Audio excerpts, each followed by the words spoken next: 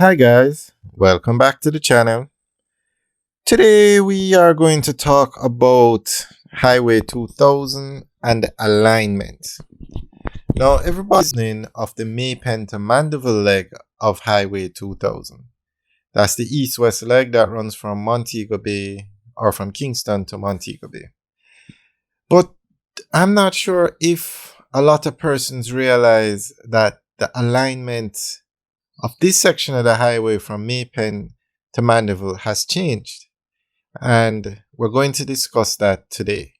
A lot of people were discussing the Maypen to St. Elizabeth leg because that alignment also changed. So today we're going to talk about the Maypen to Mandeville leg of the highway and why the alignment was changed. So originally, when the Development Bank of Jamaica came up with this idea to build a highway from Kingston to Montego Bay, the original route in that original survey was for the highway to run along the existing railway lines. Now remember, Jamaica had a very extensive railway network, but it stopped running in the late 1900s, I think. So by the time the idea of the highway came about, the trains were no longer running. So it was said the highway should run along the route of the existing railway tracks from Kingston to Montego Bay. So when the original studies were done, the original plan made, that was the alignment of the highway.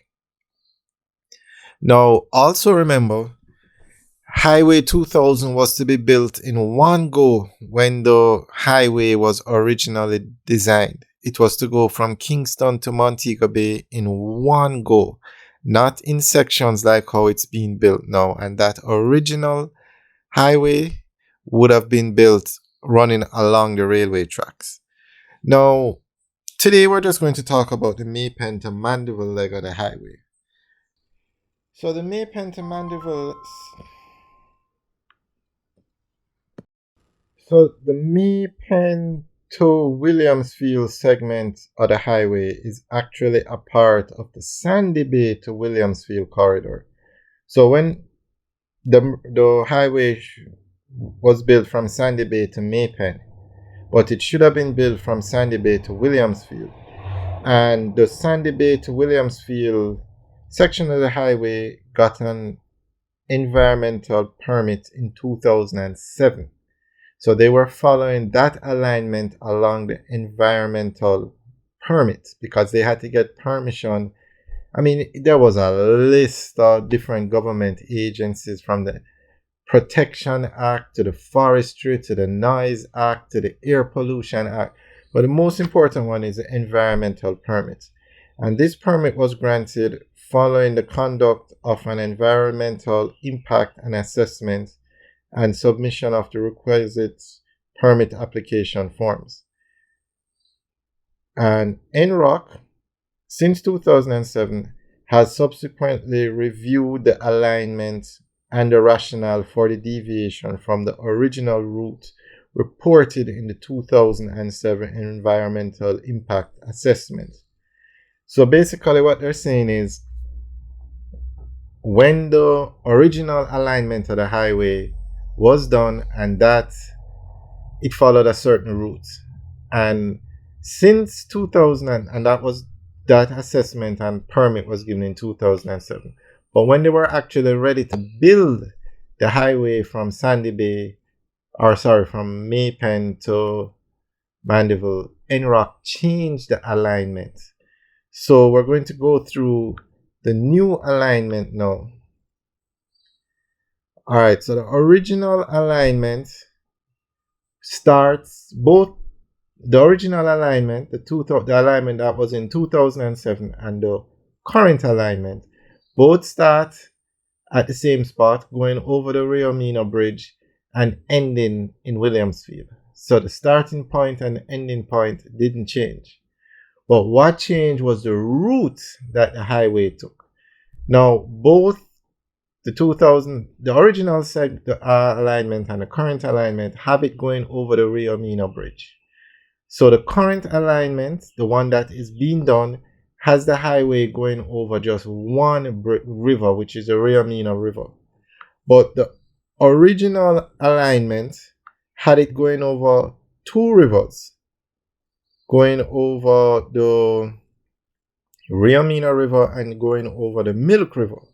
But that was changed in the new alignment, so they only needed to build one major bridge, which was going over the Rio Mina Bridge.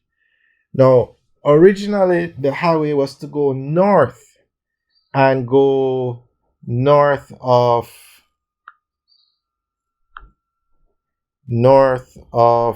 the Maypen roundabout, not south. So basically, the original alignment had it going north of places like Osborne Store. The current alignment has it going south. Now remember, the alignment changed for many reasons. One reason was you only had to build one bridge, rather the original alignment had it going over two major rivers, the Rio Mina and the Milk River, which would mean two bridges having been built. So the original alignment had it going north of Belly Plain, north of basically the Bustamante Highway.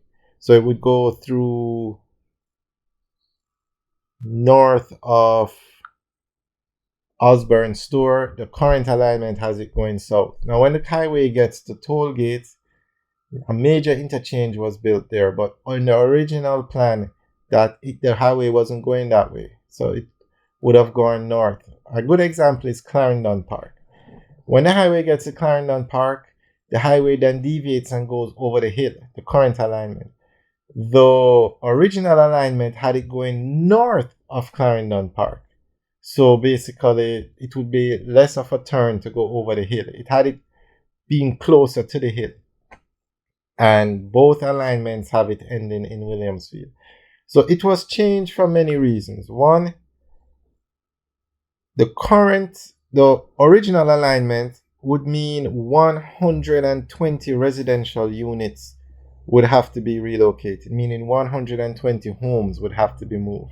Now, the original alignment had it going through Porus. The current alignment has it going south, not even going through Porus, because it turns at Clarendon Park and it's now going to go over the hill, not through Porus. And the original alignment had it dissecting and reducing the Scotts Pass community to fewer houses, because the original alignment had it north of Bustamante Highway, which means it would go through Scotts Pass. The same thing would have happened in Porus. So the new alignment bypasses densely populated communities originally impacted. So Scotts Pass and Porus won't be affected. The original alignment had it going through two very large bridges crossing the Rio Mina and the Milk River. The current alignment has it crossing over one large river, which is the Rio Mina, which means only one bridge would have to be built. The original alignment would mean the relocation of several hundred meters of irrigation canals. The new alignment, or the current alignment, a small section of irrigation canals to be realigned. And the original alignment had major construction activities in the several communities in the Porus area. The current alignment has construction to take place in cane fields, abandoned pastures, scrub and disturbed limestone area, and woodlands. So basically, the construction of the highway is mainly in rural, unoccupied lands. So basically, they bypass the communities of Scott Pass and Porus, and this new alignment is actually, I would think, much better, because you don't have to disrupt homes. I mean, to remove 120 residential units just doesn't seem right. I mean, all these communities will have access to the highway, but the new route definitely is a better route. So they had to apply for a new environmental permit to build the highway. So we're just giving you an update, and it's not only this section of the highway that has changed. the routes. There are other routes that have changed as well, but it will be too long. So today we're just going through this segment. So basically, to summarize, the current route of the Maypen to Mandeville Highway goes through 90% of land that is owned by the government. 90%. So you don't have to disrupt residential homes and those kind of things. And the alignment of a highway is very important. Alright guys, thanks for taking a tour with us today. We will make videos of the other sections of the highway and the alignment and how they have changed over time. Alright guys, thanks for taking a tour with us today. Remember to like, share and subscribe. Have a good day.